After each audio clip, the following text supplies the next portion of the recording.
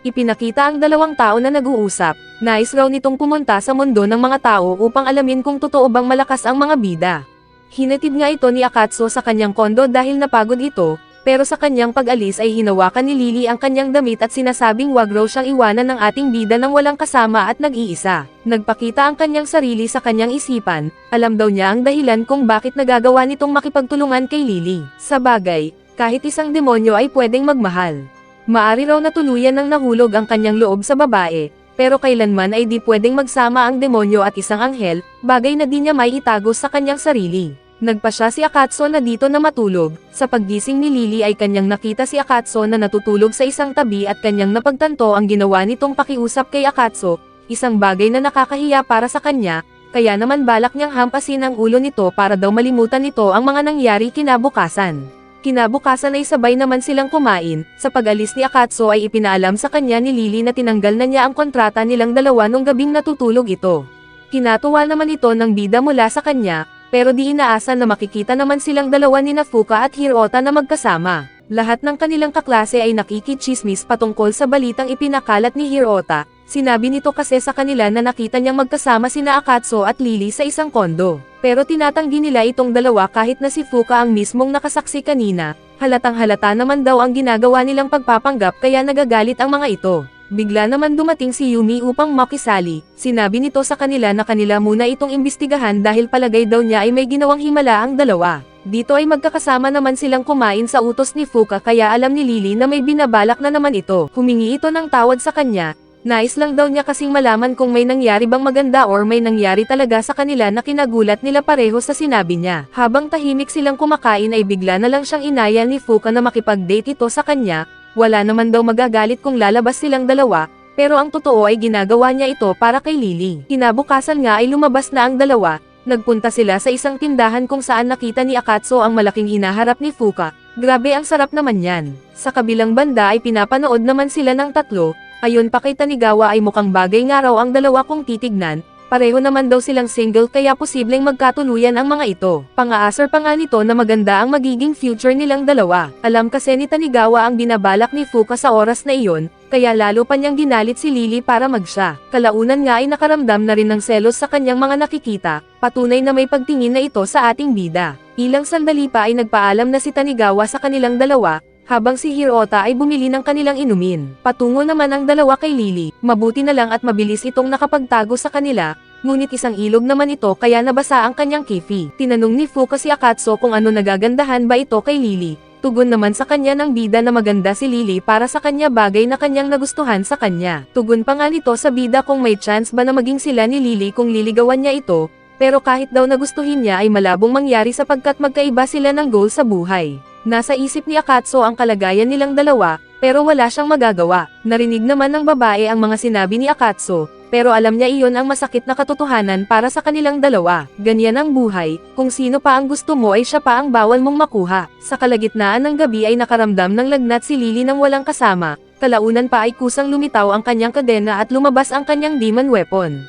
Kinabukasan ay tsaka lang napagtanto ni Akatsuo na ang nakaupo sa mesa ni Lily ang demon weapon niya. Nagulat ang bida sa biglaang paglitaw nito. Dahil sa wala silang idea sa nangyari kay Lily, ipinakilala niya ang sarili nito bilang nakakatandang kapatid ni Lily. Siya nga raw ay nagngangalang Yuki ang nakakatandang kapatid ni Lily na kinagulat naman ng ating bida. Dumating ang kalbo nilang guro at nakiusap si Yuki sa kanya na siya ang kapalit ni Lily. Pero tugon nito sa kanya na bawal ang taong labas sa loob ng paaralan. Sa pangalawang pakiusap ni Yuki ay natakot ito nang siya ay muntik ng pumanaw sa oras na iyon. Sa huli ay wala nang nagawa ang kalbo kung hindi payagan ito. Kalaunan ay nalaman nila mula kay Yuki ang nangyari kay Lily kung saan nagkasakit pala ito, kaya aasahan daw nito ang suporta ng ating bida. Sa oras nga ng klase ay napansin ng bida na hirap itong ipasok ang ballpen sa butas ng karayom. Bobo naman nito. Nagbibiro lang eh. Butas na sana ulo ko, nag-iisip ka ba? Tugon nga sa kanya ni Akatsuo na naiinis sa kanya. Nilapitan siya ni Yuki para humingi ng tawad sa kanya dahil sa kanyang ipinakitang asal sa klase. Ipinaliwagan rin niya na kusa siyang lumabas dahil sa nararamdaman ni Lily nung gabing iyon. Kasalanan daw ito lahat ng ating bida. Ginawa lang daw niya ito dahil sa galit na nararamdaman ni Lily kay Akatsuo. Tugon pa nito na alam naman niyang may gusto sa kanya si Lily ay nagagawa pa nitong mambabae. Pare-pareho kayong lahat. Ngunit lahat ng kanyang sinabi ay hindi naintindihan ni Akatsuo at sinabing ano daw ang ibig sabihin ng mga sinabi niya. Abay, napakatanga. Ito ba talaga ang lalaking gusto mo? Naroon pala si Fuka na narinig ang kanilang pinag-uusapan. Pasensya na, ito talaga ang rule ko. Maging chismosa sa eksena, tugon naman nito sa kanilang dalawa. Nagpasya silang bisitahin si Lily, subalit nagulat ito nang makita si Yuki na nakawala sa kanyang katawan. Hindi naman daw niya kasi ito pinalabas kaya nagtataka siya kung ano ang nangyari. Nagpakilala ito kay Fuka at ipinaliwanag na nakakatanda siyang kapatid ni Lily kahit hindi naman talaga totoo, pero paniwalang paniwala naman ito sa kwento niya. Kinabukasan sa kanilang paglalakad ay hinarang sila ng isang gwapong lalaki at sinabing mukhang masaya daw si Lily sa kanyang ginagawa habang kasama ang isang lalaki. Nagpakilala ang lalaki sa pangalang Zai, ang nakakatandang kapatid ni Lily. Tinanong nito kung sino ba ang ating bida subalit lubos ang kaba ng nararamdaman ni Akatsuo sapagkat tiyak na isa rin itong anghel, mabuti na lang at si Lily na ang nagpakilala sa kanya bilang kanyang kaklase. Dahil doon ay nabigyan siya ng respeto na kilalanin nila ang bawat isa, masayang araw ito at nagkaroon ng kaibigan si Lily. Ipinaliwanag niya na matagal na niyang hindi nakikita si Lily kaya gusto niyang mag-family time na mag-isa kasama ito, kaya sayang araw ang bida na hindi nalaman ang tunay niyang pagkatao, subalit ang kinikilos ni Lily kanina ay parang di siya magiging maayos kapag kasama nito ang kanyang kapatid. Samantala makikita natin ang ginawang barrier ni Zai para mag-isang kausapin si Lily. Inutusan niya itong patuloy na yumuko hanggang sa matupad ang 10,000 bawat pamilya ni Alan. Tugon nga nito sa kanya na nagulat raw sa pagkakaroon nito ng kaibigan, kaya inalam niya kung sino ang ating bida. Ipinaliwanag ni Lily na pareho lamang sila ng pinapasukan at wala silang koneksyon sa bawat isa, pero biglang inilabas ni Zai ang kanyang espada. Sino namang nagsabi sa'yo na maaari kang gumalaw sa kinatatayuan mo nang walang pahintulot ko? Pananakot nga nito sa babae. Ipinaliwagan ni Zai na naroon siya dahil sa pahintulot ng kanilang nakakatandang kapatid na babae. Ang gusto nitong malaman mula kay Lily ay kung paano niya natalo mag-isa ang avatar na pinagpala ng kanilang kapatid. Hindi binanggit niya ang totoong layunin ni Lily kung saan siya ay ipinadala sa mundo ng mga tao upang talunin ang mga demonyo. Pero lahat raw ng napapatay nito ay puro chihuahua kagaya ni Tanga ka ba, mahirap maghanap ng human demons at isa pa ay mahirap silang kalabanin. Sagot naman ni Lily sa kapatid niyang lahat na lang ay gustong malaman. Bigla na lang nitong sinugod si Lily para kamang ibagsak sa lupat at tutukan ng espada. Alam ni Zai tanong kung sino ba ang demonyo na tinutulungan ni Lily. Samantala napapanood naman sila ng bida mula sa taas ng building, na hindi nagagawa ng isang normal na tao. Nalaman nito ang totoong pagkatao ni Akatsuo at kanya nga itong pinatunayan sa isang atake kaya nagbago ang mukha ni Akatsuo sa mga sandaling ito. Patunay na pinagtatakpan ni Lily ang isang demonyo kaya kanyang parurusahan si Lily, subalit nais niya munang unahin ang ating bida. Bigla ayon naman kay Akatsuo ay kusang gumalaw ang mga katawan niya na para sa kanya. Hindi ko gusto na makita kang umiiyak. Kung sa pagsugod naman ni Akatsuo ay nagawa niyang masira ang espada, subalit nagkaroon pa ng malaking problema nang lumabas ang mga alalay nitong kamukha ni Lily. Kung di nga raw niya magagawang makawala sa kanila ay wala raw chance ang ating bida na matalo si Zai. Binunyag nito ang tinatagong lihim ni Lily, isang anghel na walang pakpak kaya ito ay naging kasuklam-suklam para sa kanilang kinabibilangan at ipinatapon sa mundo ng mga tao. Patunit pinagtawanan lang nito ang ating bida dahil napaniwala siya ni Lily katulad ng uto-utong bata. Dito ay pinatunayan niya sa bida na nagkakamali siya nang nalaman kung hindi nag-iisip, dahil hindi ka mahal ng mama mo hayaan mong ipakita ko sa'yo ang kaibahan ng tunay at sa peke. Sa kalagitnaan ng pagyayabang niya bigla na lang binato ni Akatsuo ang alalay ni Zai mula sa malayo kaya nasira ito. Hindi na nila nagawang hawakan si Akatsuo at kanyang hinawakan ang isa sa kanila para ibalibag sa sahig pagkatapos ay kanya naman itong tinapakan upang ito ay tuluyan ng mamatay. Inutos pa niya ang isang atake subalit hinawakan ng bida ang ulo naman ng dalawang babae at kanyang ipinatikim sa kanila ang lasa ng kalsada. Si Zai naman ang huling sumubok, subalit napigilan siya at napansin ang pagkakaroon ni Akatsuo ng mga pakpak. Pero bago pa man siya mag-react ay nasuntok ito ni Akatsuo dahilan kaya tumilapon siya. Nagugulat nga ito dahil ngayon lang daw siya nakakita ng demonyo na nagkaroon ng mga pakpak na parang katulad nila. Sinubukan siyang pigilan ni Lily, pero binanatan lang niya ng binanatan ang kanyang kuya. Dito nalaman ni Lily na nabulag na si Akatsuo dahil hindi daw nito naririnig ang kanyang mga sinasabi kay Akatsuo.